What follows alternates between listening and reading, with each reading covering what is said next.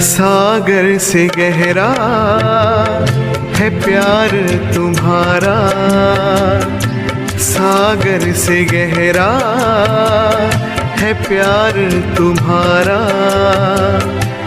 ओ बाबा ओ बाबा ओ बाबा, सागर से गहरा है प्यार तुम्हारा। ओ बाबा ओ बाबा ओ बाबा,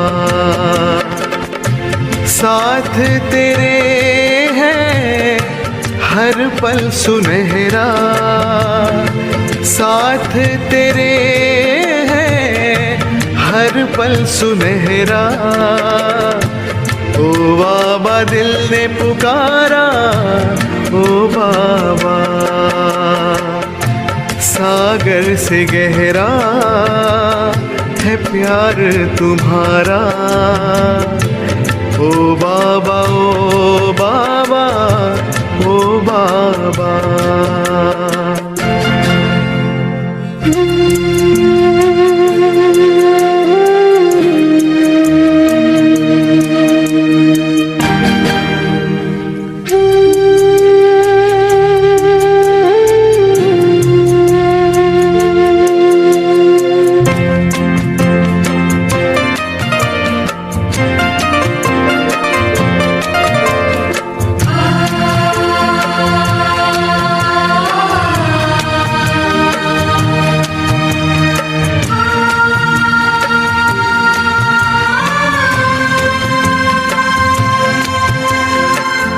तू ही तो है सबका दिल वाला,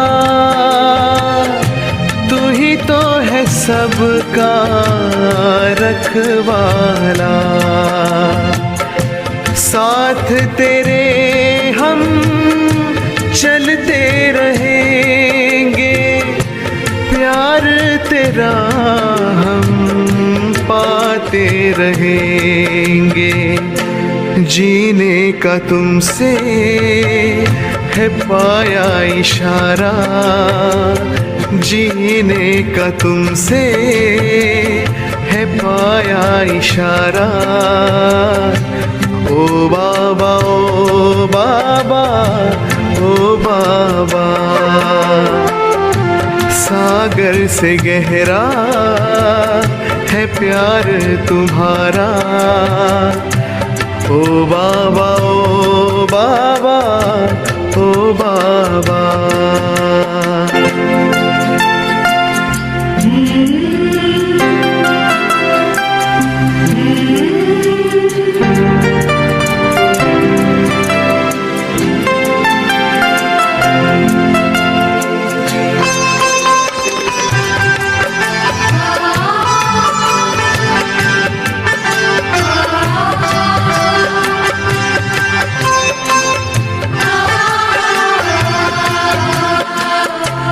गुलशन में छाई हरियाली, तेरी कृपा से है खुशहाली।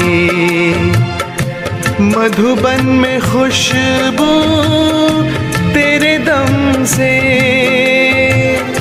घर घर शांति प्रभु तुम्ही से।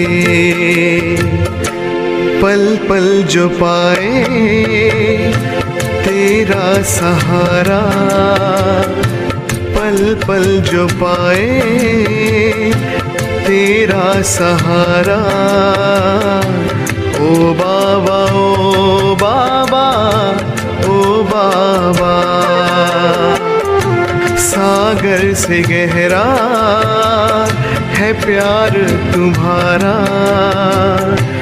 ओ बाबा ओ बाबा ओ बाबा, साथ तेरे है हर पल सुनहरा। ओ बाबा दिल ने पुकारा ओ बाबा, सागर से गहरा है प्यार तुम्हारा। ओ बाबा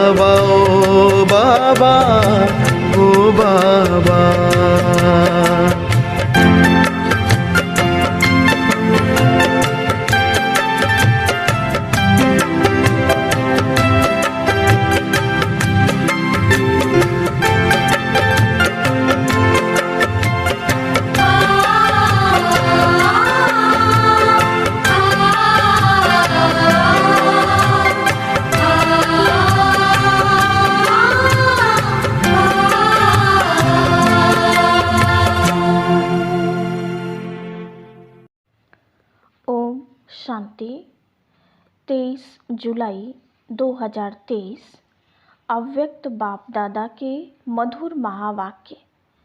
रिवाइज मुरली 16 मार्च 95। सर्व प्राप्ति संपन्न आत्मा की निशानी संतुष्टता और प्रसन्नता। आज सर्व प्राप्तियां कराने वाले बाप दादा अपने चारों ओर के प्राप्ति संपन्न बच्चों को देख रहे हैं। सर्व प्राप्तियों के दाता संपन्न और संपूर्ण बाप के बच्चे हैं, तो हर एक बच्चे को बाप ने सर्व प्राप्तियों का वर्षा दिया है। ऐसे नहीं किसको 10 दिया हो, किसको 20 दिया हो, सभी बच्चों को सर्व प्राप्तियों का अधिकार दिया है। सभी बच्चे फुल वर्षे के अधिकारी हैं। तो बाप दादा देख रहे हैं कि हर एक अधिकारी बच्चों ने अपने में प्राप्तियों का अधिकार कितना प्राप्त किया है। बाप ने सर्व दिया है। बाप को सर्वशक्तिमान व संपन्न सागर कहते हैं। लेकिन बच्चों ने उन प्राप्तियों को कहाँ तक अपना बनाया है। बाप का दिया हुआ वर्षा जब अपना बना लेते हैं, तो जितना अपना बनाते हैं उतना नशा और खुशी रहती है। मेरा खजाना है, दिया बाप ने, लेकिन अपने में धारण कर अपना बना लिया, तो क्या देखा कि अपना बनाने में नंबरवार हो गए हैं। बाप ने नंबर नहीं बनाए हैं, लेकिन अपने अपने धारणा की यथाशक्ति ने नंबरवार बना दिया है। संपूर्ण अधिकार व सर्व प्राप्तियों से संपन्न आत्मा जो सदा अमृत वेले से रात तक प्राप्तियों के नशे व अनुभव में रहती है, उनकी निशानी क्या होगी। प्राप्तियों की निशानी है संतुष्टता। वो सदा संतुष्ट मणि बन दूसरों को भी संतुष्टता की झलक का वाइब्रेशन फैलाते रहते हैं। उनका चेहरा सदा प्रसन्नचित्त दिखाई देगा। प्रसन्नचित्त अर्थात सर्व प्रश्नचित्त से न्यारा। कोई प्रश्न नहीं होगा, प्रसन्न होगा। क्यों, क्या, कैसे, यह सब समाप्त। तो ऐसे प्रसन्नचित्त बने हो कि अभी भी कभी कभी कोई प्रश्न उठता है कि ये क्या है, ये क्यों है, ये कैसे होगा, कब होगा। ये प्रश्न चाहे मन में चाहे दूसरों से उठता है। प्रश्न चित्त हो या प्रसन्न चित्त हो, या कभी प्रश्न चित्त कभी प्रसन्न चित्त, क्या है। वैसे गायन है, अप्राप्त नहीं कोई वस्तु ब्राह्मणों के खजाने में। ये किसका, किन ब्राह्मणों का गायन है। आपका है या दूसरे आने वाले हैं। आप ही हो। तो जब कोई अप्राप्ति होती है ना, अप्राप्ति असंतुष्टता का कारण है। अपना अनुभव देखो, कभी भी मन असंतुष्ट होता है तो कारण क्या होता है। कोई न कोई अप्राप्ति का अनुभव करते हो, तब असंतुष्टता होती है। गायन तो है अप्राप्त नहीं कोई वस्तु। ये अब का गायन है या विनाश के समय का। विनाश के समय संपन्न हो जाएंगे कि अभी होना है। जो समझते हैं कि हम सदा प्रसन्न चित्त रहते हैं, कभी भी किसी भी बात में, चाहे अपने संबंध में चाहे दूसरों के संबंध में भी प्रश्न नहीं उठता, सदा संतुष्ट रहते हैं। ऐसी संतुष्ट आत्माएं कितनी होंगी, बहुत हैं। अच्छा, जो समझते हैं सदा प्रसन्न रहते हैं, चाहे माया कितना भी हिलाए, लेकिन हम नहीं हिलते, माया को हिला देते हैं। माया नमस्कार करती है। हम अंगद हैं, माया हार जाती है, लेकिन हम विजयी हैं। जो ऐसे हैं वो हाथ उठाओ। सदा शब्द याद रखना, कभी कभी वाले नहीं, बहुत थोड़े हैं, कोटों में कोई है। क्वेश्चन मार्क उठता तो है ना, क्वेश्चन मार्क डिक्शनरी से निकल जाए। हलचल भी ना हो, कंप्यूटर चलाते हो तो उसमें आता है ना। आपके बुद्धि रूपी कंप्यूटर में सदा फुल स्टॉप की मात्रा आए। क्वेश्चन मार्क आश्चर्य की मात्रा खत्म। इसको कहा जाता है सदा प्रसन्नचित्त। ऐसा प्रसन्नचित्त औरों का भी क्वेश्चन मार्क खत्म कर देता है। नहीं तो स्वयं में अगर क्वेश्चन मार्क है तो कोई भी बात सुनेंगे, देखेंगे, कहेंगे हाँ ये तो होना नहीं चाहिए, लेकिन होता है। मैं भी समझती हूँ होना नहीं चाहिए। मिक्स हो जाएंगे, उसके प्रश्न को और अंडरलाइन कर देंगे। टेका तो दे दिया ना कि हाँ ये ठीक नहीं है, लेकिन होता है। तो प्रसन्नचित्त उसको नहीं किया, लेकिन और ही प्रश्न को बढ़ा लिया। एडिशन हो गई। वैसे 1 का क्वेश्चन था, अभी 2 का हो गया, 2 से 4 का हो जाएगा। तो प्रसन्नचित्त वाइब्रेशन के बजाय प्रश्नचित्त का वाइब्रेशन जल्दी फैलता है। हाँ ऐसा है, साथ दे दिया। आश्चर्य की मात्रा आ गई ना। हाँ तो फुल स्टॉप तो नहीं हुआ ना। चाहे अपने प्रति भी, ये मेरे से होना नहीं चाहिए, ये मेरे को मिलना चाहिए, ये दूसरे को नहीं होना चाहिए। तो ये चाहिए चाहिए प्रश्नचित्त बना देती है, प्रसन्नचित्त नहीं। तो सभी का लक्ष्य क्या है? संतुष्ट प्रसन्नचित्त। जिसका प्रसन्न चित्त होता है उसके मन बुद्धि के व्यर्थ की गति फास्ट नहीं होती। सदा निर्मल निर्माण होने के कारण सभी को अपने प्रसन्न चित्त की छाया में शीतलता देंगे। कैसा भी आग समान जला हुआ बहुत गर्म दिमाग का हो, लेकिन प्रसन्न चित्त के वाइब्रेशन की छाया में शीतल हो जाएगा। कमजोरी क्या आती है? वैसे ठीक चलते हो, अपने रीति से अच्छे चलते हो, लेकिन जब संबंध संपर्क में आते हो तो दूसरे की कमजोरी देखते सुनते वर्णन करते प्रभाव में आ जाते हो। फिर कहते हो कि इसने किया ना, इसीलिए मेरे से भी हो गया। इसने कहा तभी मैंने कहा, उसने 50 बारी कहा, मैंने 1 बारी कहा। फिर बाप के आगे भी बहुत मीठी मीठी बातें रखते हैं। कहते हैं बाबा आप समझो ना, इतना सहन कहाँ तक करेंगे? फिर भी पुरुषार्थी है ना, तो थोड़ा तो आएगा ना। बाप को भी समझाने लगते हैं। यहाँ जो निमित्त हैं उन्हों को बहुत कथाएं सुनाते हैं। ऐसा था ना, ऐसा था ना, ऐसा था ना, ऐसे ऐसे की माला जपते हैं।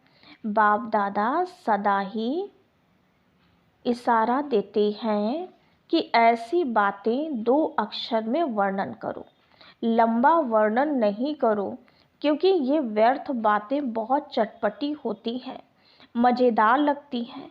जैसे खाने में भी खट्टी मीठी चीज़ हो तो अच्छी लगेगी ना, और फीकी सादी हो तो कहेंगे ये तो खाते ही रहते हैं। तो व्यर्थ बातें, व्यर्थ चिंतन सुनना, बोलना और करना, इसमें चलते चलते इंटरेस्ट बढ़ जाता है। फिर सोचते हैं मैं तो नहीं चाहती थी, लेकिन उसने सुनाया ना, तो मैंने कहा कि अच्छा उसका सुन लें, दिल खाली कर दें। उसकी तो दिल खाली हुई और आपने दिल भर ली। वो थोड़ा थोड़ा दिल में भरते भरते फिर संस्कार बन जाता है, और जब संस्कार बन जाता है तो महसूस ही नहीं होता कि ये रॉन्ग है, ये व्यर्थ संस्कार बुद्धि के निर्णय को खत्म कर देता है। इसलिए सबसे सहज सदा संतुष्ट रहने की विधि है, सदा अपने सामने कोई ना कोई विशेष प्राप्ति को रखो, क्योंकि प्राप्ति भूलती नहीं है। ज्ञान की पॉइंट्स भूल सकती है, लेकिन कोई भी प्राप्ति भूलती नहीं है। बाप से क्या क्या मिला, कितना मिला है, वैरायटी पसंद आती है ना, एक जैसा पसंद नहीं होता।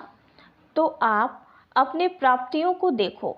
ज्ञान के खजाने की प्राप्ति कितनी है, योग से शक्तियों की प्राप्ति कितनी है, दिव्य गुणों की प्राप्तियां कितनी हैं, प्रैक्टिकल नशे में खुशी में रहने की प्राप्तियां कितनी हैं। बहुत लिस्ट है ना।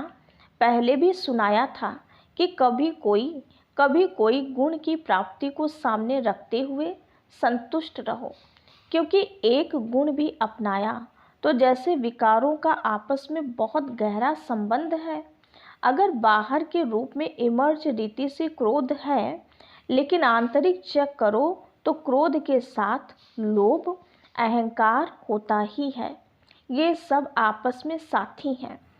कोई इमर्ज रूप में होते हैं, कोई मर्ज रूप में होते हैं। तो गुण भी जो हैं उन्हों का भी आपस में संबंध है।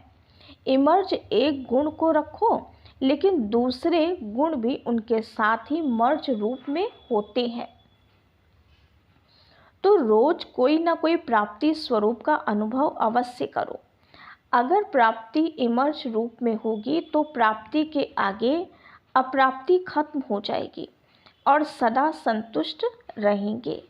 वैसे भी देखो, दुनिया में भी मुख्य प्राप्ति सभी क्या चाहते हैं? हर एक चाहता है कि अपना नाम अच्छा हो, दूसरा मान और तीसरा शान। नाम, मान, शान ये प्राप्त करना चाहते हैं। आप भी क्या चाहते हो? आप भी तो यही चाहते हो ना, हद का नहीं, बेहद का। तो दुनिया वाले तो हद के नाम के पिछाड़ी दौड़ते हैं, और आपका नाम विश्व में जितना ऊंचा है उतना और किसका है? तो आप अपने नाम को देखो। सबसे नाम की विशेषता ये है कि आपका नाम कौन जपता है? स्वयं भगवान आपका नाम जपता है। तो इससे बड़ा नाम क्या होगा? आपके नाम से अभी लास्ट जन्म में भी अनेक आत्माएं अपना शरीर निर्वाह चला रही हैं।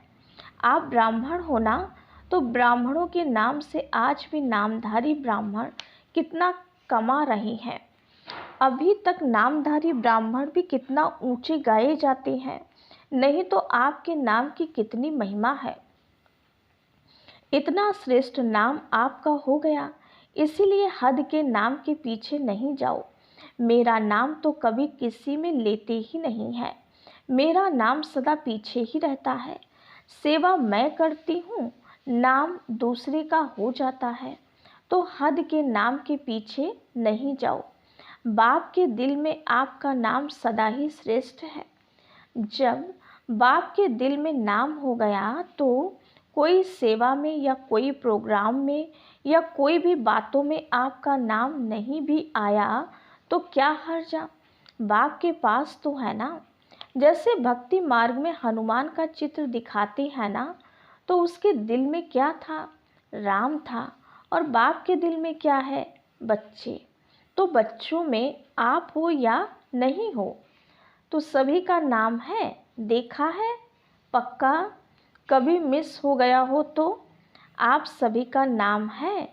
तो और नाम के पीछे क्यों पड़ते हो? क्योंकि मेजॉरिटी यही नाम मान शान गिराता भी है और यही नाम मान शान नशा भी चढ़ाता है।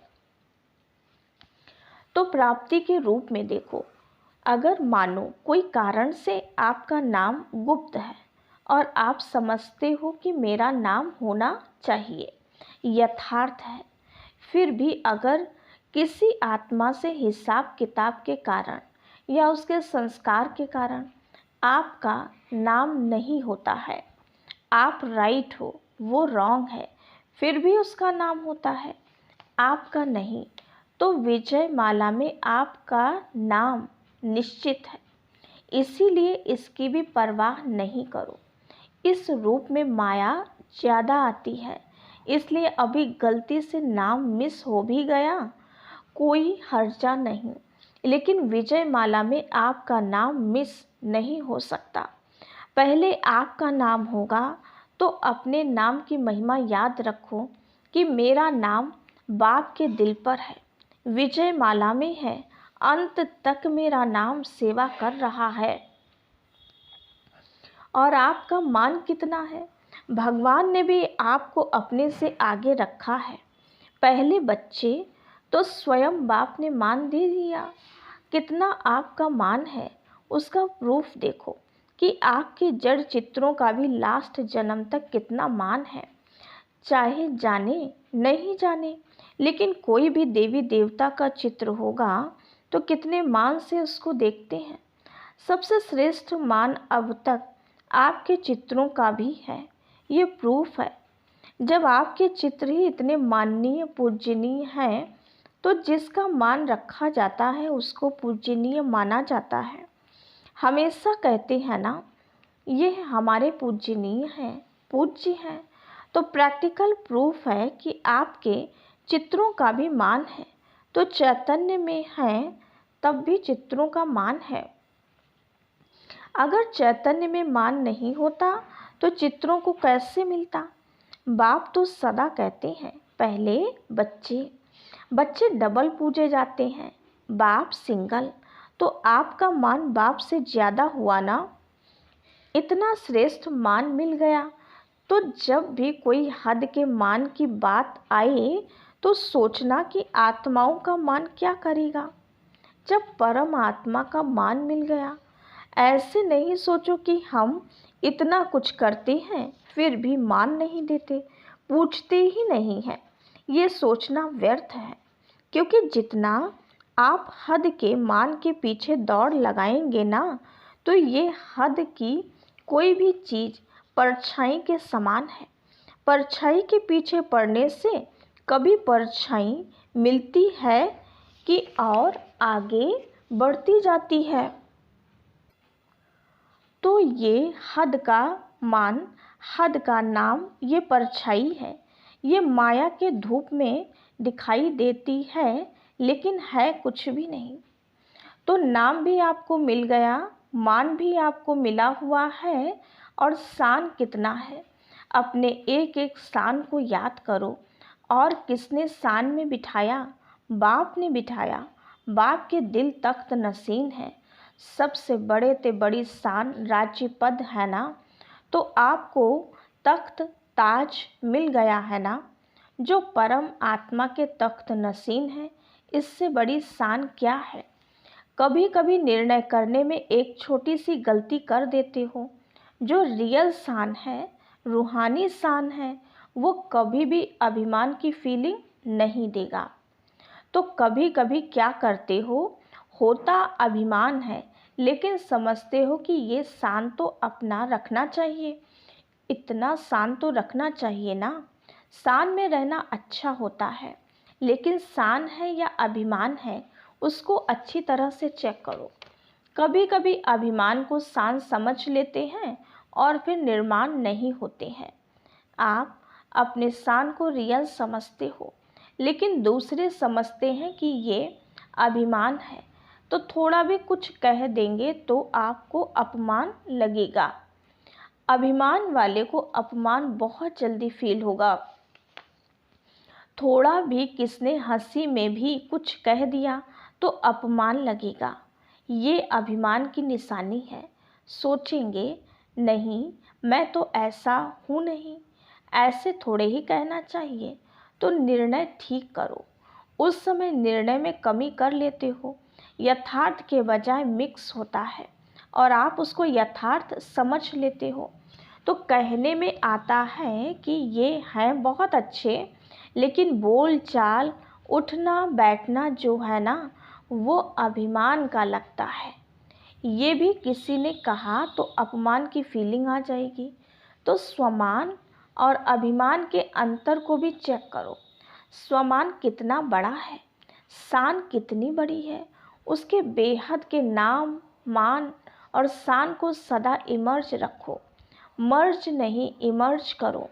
जैसे याद में कभी कभी अलबेलापन आ जाता है तो कहते हैं हम हैं ही बाप के, याद क्या करें, लेकिन इमर्ज संकल्प से प्राप्ति का अनुभव होता है। ऐसे ही हर धारणा में अलर्ट रहो, अलबेले नहीं बनो, क्योंकि समय समीप आ रहा है और समय समीप क्या सूचना दे रहा है। समान बनो, संपन्न बनो, तो समय की चैलेंज को देखो और सर्व प्राप्तियों से संपन्न बनो। अच्छा, चारों ओर के सदा सर्व प्राप्ति स्वरूप आत्माएं, सदा संतुष्ट, सदा प्रसन्न चित्त रहने वाली श्रेष्ठ आत्माएं, सदा स्वयं को श्रेष्ठ नाम मान शान के अधिकारी अनुभव करने वाली समीप आत्माएं, सदा सर्व को संतुष्टता के वाइब्रेशन की लाइट माइट देने वाले प्रसन्न चित्त आत्माओं को बाप दादा का याद प्यार और नमस्ते। हम रूहानी बच्चों की रूहानी बाप दादा को याद प्यार, गुड मॉर्निंग और नमस्ते। वरदान: हर सेकंड स्वयं को भरपूर अनुभव कर सदा सेफ रहने वाले स्मृति सो समर्थ स्वरूप भव। बाप दादा द्वारा संगम युग पर जो भी खजाने मिले हैं उनसे स्वयं को सदा भरपूर रखो। जितना भरपूर उतना हलचल नहीं। भरपूर चीज में दूसरी कोई चीज आ नहीं सकती। ऐसे नहीं कह सकते कि सहन शक्ति व शांति की शक्ति नहीं है। थोड़ा क्रोध या आवेश आ जाता है। कोई दुश्मन जबरदस्ती तब आता है जब अलबेलापन है या डबल लॉक नहीं है। याद और सेवा का डबल लॉक लगा दो, स्मृति स्वरूप रहो तो समर्थ बन सदा ही सेफ रहेंगे।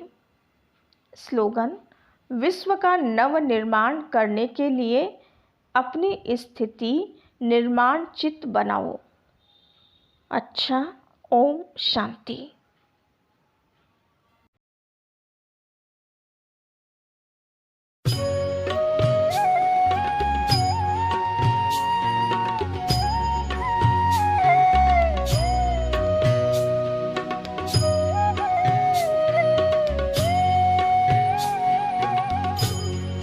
तुम्हारे साथ का अनुभव बड़ा निराला है। तुम्हारे साथ का अनुभव बड़ा निराला है। मिले न स्वर्ग में वो सुख लुटाने वाला है। तुम्हारे साथ का अनुभव बड़ा निराला है।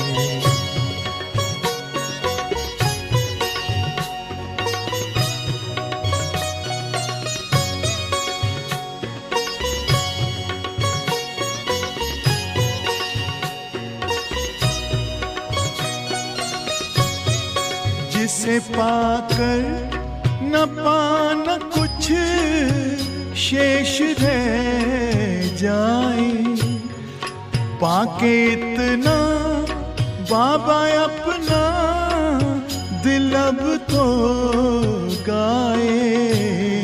साथ अपने है जग का जो रखवाला है। तुम्हारे साथ का अनुभव बड़ा निराला है।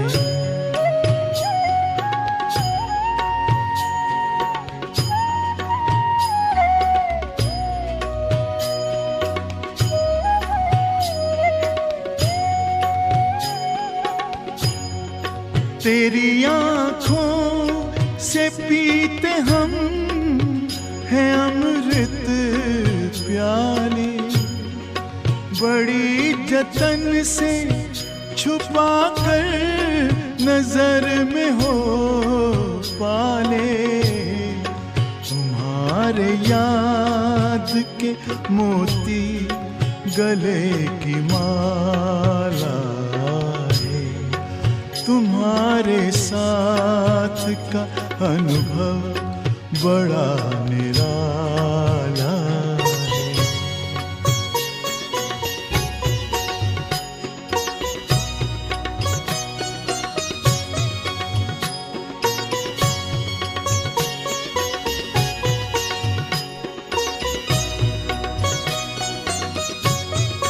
बाबा कहते हो यही बच्चे मेरे ताज तुम्ही, नैन के नूर लाडलो मेरी आवाज तुम्ही। मेरी दुनिया में तेरे दम से उजाला है। तुम्हारे साथ का अनुभव बड़ा निराला है।